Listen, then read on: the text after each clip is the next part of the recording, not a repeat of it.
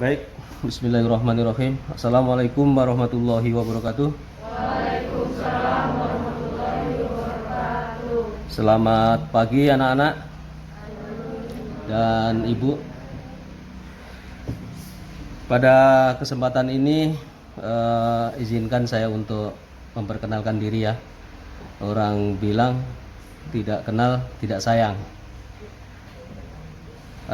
Di sini saya bukan guru tetap, karena basic saya memang pendidikan guru, tapi saya bukan pengajar.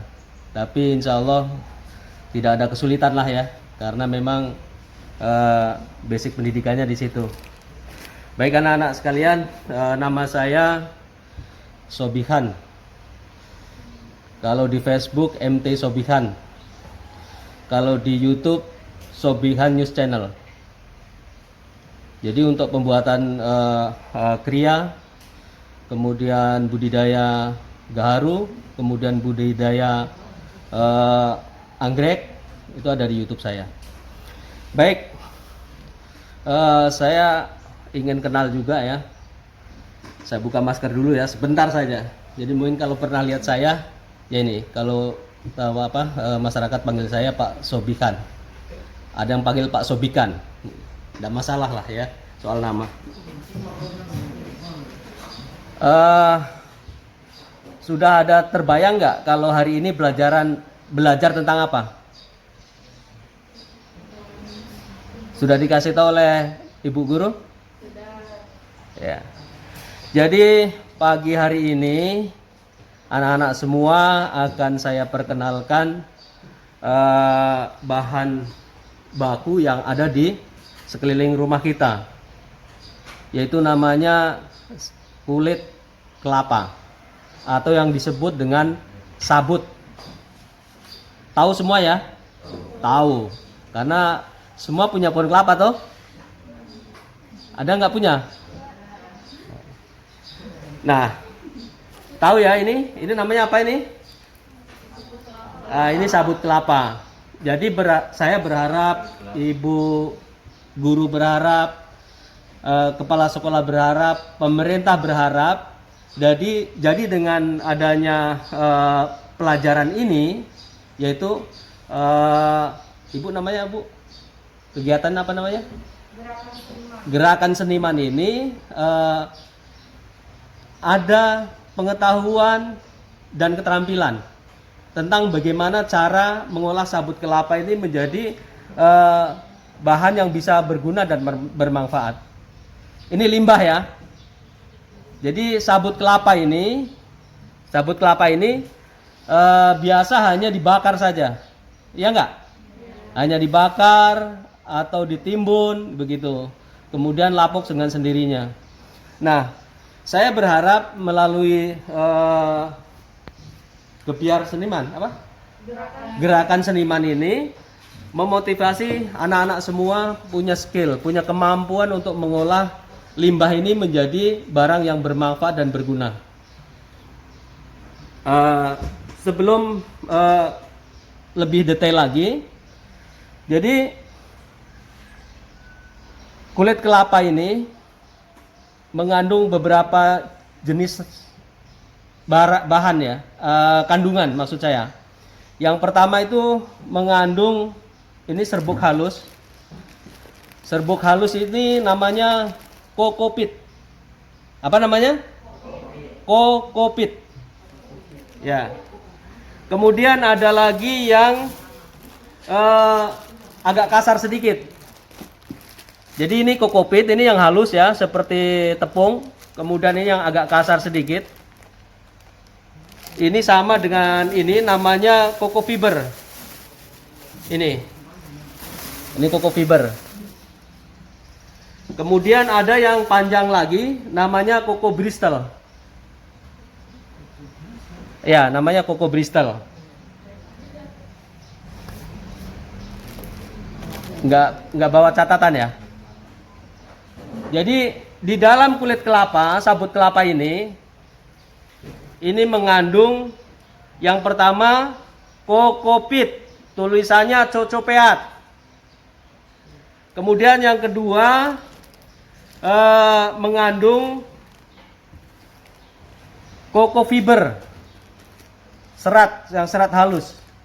Kemudian mengandung koko Bristol. Nah, dari 3 kandungan yang ada di dalam serat sabut kelapa itu bisa kita olah, kita urai, kemudian terbagi menjadi beberapa bagian dan akan difungsikan sesuai dengan fungsi masing-masing. Kalau koko fiber ini merupakan kalau di luar negeri ini menjadi produk pengganti spon. Jadi jok mobil mewah ya, jok mobil mewah itu bukan spon, dia pakai serat sabut kelapa. Yang mungkin bagi teman-teman di sini, bagi adik-adik dan anak-anak sekalian menganggap wah itu sampah. Kenapa bisa digunakan sebagai jok mobil, spring bed itu ya? Karena dia organik. Kalau kita suka yang plastik-plastik, spon-spon itu ya. Nah, kalau di luar negeri justru ini merupakan produk number one. Itu. Dan ini merupakan komoditas ekspor dan sekarang belum untuk di Papua sepertinya belum ada yang mengekspor. Kalau di Jawa sudah banyak ya. Kemudian dari bahan koko ini namanya koko fiber ya. Koko fiber ini bisa digunakan berbagai produk ya. Seperti selain untuk jok mobil ya, kemudian spring bed, kemudian palka, tali kapal yang besar itu juga banyak digunakan dibuat dari serat sabut kelapa yang halus ini, namanya koko fiber. Kemudian koko fiber juga menjadi diproduk atau dibuat menjadi koko mesh, tali jaring tapi bukan jaring untuk tangkap ikan ya. Tali jaring ini digunakan, koko mesh itu digunakan di daerah pertambangan yang ada penumpukan tiling, lumpur-lumpur sisa pertambangan itu supaya tidak bergerak, tidak bergeser, dia dihampari dengan koko mesh. Nah, karena sifatnya organik, jadi dia tidak merusak lingkungan. Jadi tujuannya agar tiling itu tidak bergeser, tidak mudah longsor, maka dihampari dengan koko mesh, jaring dari tambang yang terbuat dari koko fiber. Kemudian ada di daerah-daerah yang biasa dipangkas, mungkin untuk jalan tol, ya, jalan tol, kemudian kiri kanannya gampang longsor, itu dilambari dengan koko mesh. Jadi dari kelapa ini fungsinya banyak sekali ternyata, ya. Sekarang mulai tahu ya bahwa sekarang kita belajar apa fungsinya dari kulit kelapa yang tidak ada harganya di lingkungan kita. Tapi mudah-mudahan dengan pelajaran ini, materi ini bisa memancing animo bahwa yang selama ini kita anggap sampah ini juga banyak manfaatnya. Kemudian ada juga yang mungkin yang bisa kita kelola ya, karena tidak membutuhkan alat yang berat, besar gitu ya. Ya, yang bisa kita gunakan ya sebagai media tanaman ya, seperti ini. Ini kokopit. Ini yang serbuk halusnya ini. Ini kalau anak-anak dan ibu guru ada mendapati di toko pertanian itu produk saya untuk di Japura, di Sentani ya. Itu saya produksi itu. Itu. Labelnya Mitra Gaharu. Kemudian ini yang agak kasar sedikit. Ya, ini yang agak kasar sedikit. Ini media tanam anggrek. Ini. Jadi tidak ada yang dibuang dari kulit kelapa. Semuanya saya jual. Saya berharap anak-anak sekalian punya keterampilan untuk mengolah itu menjadi sumber penghasilan. Ini nggak main-main, jangan anggap karena ini sampah. Tapi dengan kemampuan kita bisa mengolah, membuat, memperdayakan, maka menjadi bernilai.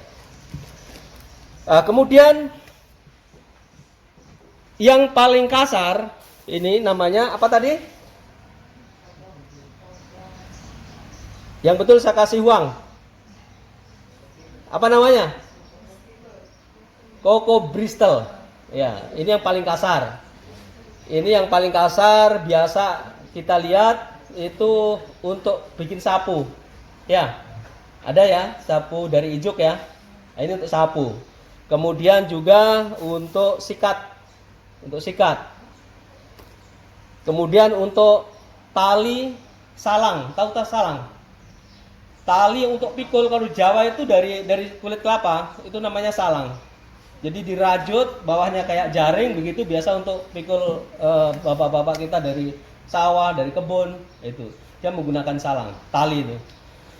Kemudian saya melihat bahwa Coco Bristol ini sangat potensial. Kebetulan saya mendapat challenge jadi Ibu Wakil Gubernur, Ibu Yolanda Tinal, itu untuk bagaimana caranya. Ini ada mahkota tapi ini bukan yang panjang ya. Ini untuk anak-anak. Jadi mahkota Papua ini bahan bakunya, bulu-bulunya adalah berbahan baku dari burung ya. Ada burung cendrawasih dan burung kasuari. Nah, burung-burung itu kalau diburu, ditangkap, diambil bulunya hanya untuk membuat mahkota, apa kira-kira yang terjadi? Akan apa? Punah habis ya, gitu. Terancam terus gitu, karena akan diburu. Nah, saya bisa membuat imitasi dari bulu burung itu seperti ini. Coba lihat. Ini hampir tidak ada bedanya dengan bulu apa? Kasuari ya. Ini nanti bikin yang bagus, yang panjang-panjang, nanti semua harus bisa. Harus bisa membuat mahkota ini. Dan ini bisa dijual. Dari saya, nanti kalau adik-adik sudah bisa menjual, ini 150.000 satu ini. Tapi kalau sudah sampai Hamadi, ini sudah 300, sudah 400.000. Saya berharap anak-anak semua bisa memanfaatkan yang selama ini dianggap limbah itu menjadi berarti dan punya nilai ekonomi. Bisa ya? Tertarik nggak kira-kira? Tertarik nggak? Jadi nanti semua akan belajar membuat ini. Jadi selama ini mahkota ini terbuat, ininya saya ganti dengan kain flanel. Maksudnya apa? Supaya halus, tidak sakit di kening. Kalau aslinya adalah kulit kayu. Sayang saya tidak bawa ini apa contohnya, tapi nanti setelah belajar kita sama-sama belajar semua. Kemudian kalau ini tidak ada perubahan, ini kulit kerang bia, ini banyak di toko-toko souvenir ya. Kemudian yang merah ini buah saga, ya ini yang merah ini sebuah buah saga. Terus yang ini kulit kambing yang sudah disamak, ini kulit kambing. Nah jadinya seperti ini. Tapi ini yang untuk anak-anak. Kalau yang biasa, kebetulan kemarin saya ada pesanan dari Universitas Yapis. Ini nggak tanggung-tanggung ya, jadi kalian tidak usah gengsi, wah itu kulit kelapa saja. Tapi faktanya apa? Universitas Yapis membutuhkan mahkota. Kemarin saya sudah kirim ya, sudah saya buatkan. Yang buat bukan saya. Jadi anak-anak ya perlu diketahui. Jadi kalau ada yang melihat barang itu jangan lihat barang nilainya itu barang apa, jangan. Karena apa? Kita bisa menjadi bosnya. Jangan ngerti ya? Kita bisa jadi bosnya gitu. Kita karena punya keterampilan melatih orang. Kemudian kita pekerjakan, kita bayar orang untuk buat itu dan kita pasarkan. Berarti bos ya? Nah seperti itu, harus tertanam seperti itu. Jangan bilang, wah itu hanya kulit kelapa saja. Iya kulit kelapa, tapi kalau bisa disulap menjadi uang, hebat kan? Nah seperti itu. Jadi nanti semua belajar. Ini dari kulit kelapa yang seperti ini, ya, yang seperti ini menjadi berapa produk? Banyak sekali. Jadi kalau harga kelapa berapa? 3.000 ya? Satu butir berapa? 3.000 gitu. Kulitnya berapa? Beribu-ribu. Kemudian ini kenal ya? Tahu yang namanya dengar nggak? Janda bolong. Monstera, philodendron ini ya. Nah, ini turusnya. Jadi saya buat turusnya dari koko Bristol. Dari koko fibernya saya buat dari ini. Ini saya jual 30.000. 30.000 berarti kalau di toko nggak mungkin 30 kan? Bisa berapa? Bisa 40. Itu nanti semua kita belajar semua buat ini. Mau nggak? Harus mau ya. Ya kita punya kepala sekolah yang luar biasa, Pak Master Komar ya. Ini saya juga dimintai bantuan siap gitu. Saya siap saja karena memang saya ingin keterampilan yang saya miliki ini bisa diserap oleh siapa saja untuk sebesar-besar manfaat gitu. Nah, kemudian dari koko fibernya juga bisa menjadi pot anggrek. Ini pot anggrek. Ini saya jual, jujur aja saya sekarang jelaskan harganya supaya tertarik lah begitu. Boleh Ibu ya? Cuma kalau nggak dia, barang apa itu? Berapa harganya itu? Ini saya jual 20.000. Satu orang di UKM Mitra Gaharu di tempat saya, di tempat saya itu ada usaha kecil menengah itu, menengah kecil ya, jangan terbalik gitu ya. Itu satu orang bisa membuat sampai 30 kali. Kalau ini ongkosnya 5.000 membuat ini. Saya kasih bayar mereka 5.000. Tapi saya kan masih ada modal kawat dan ini bahan-bahan lain gitu.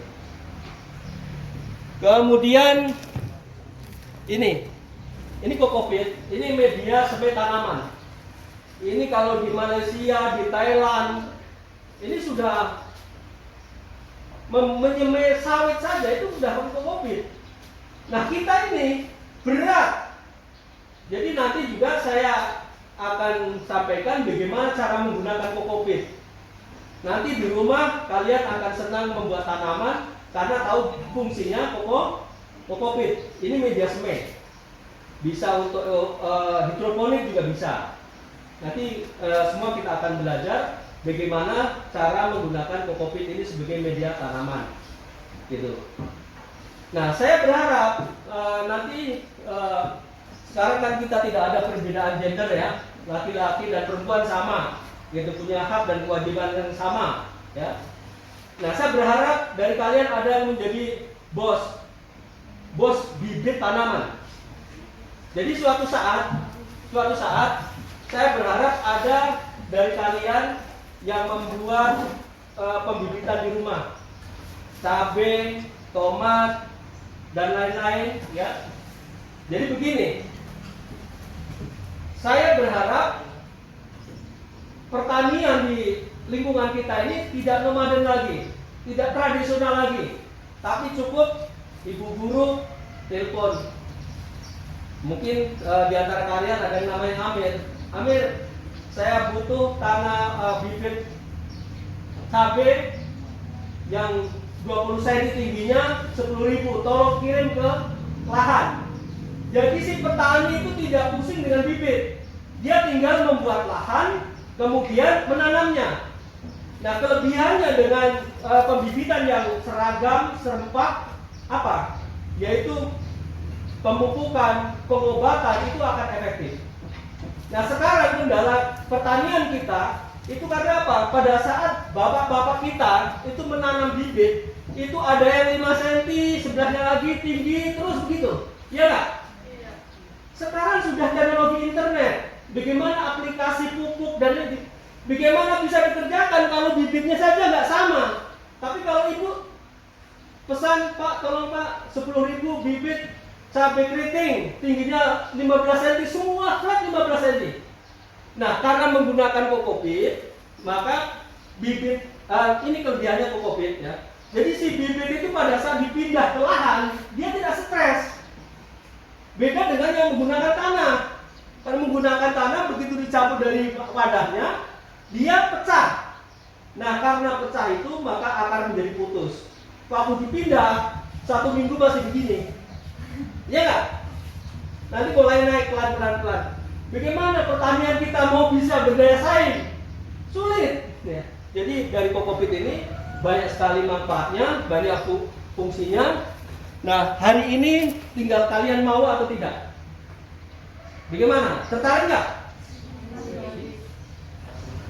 Tolong ya, mulai tumbuhkan dari perasaan kalian bahwa saya mau maju dengan barang seperti ini.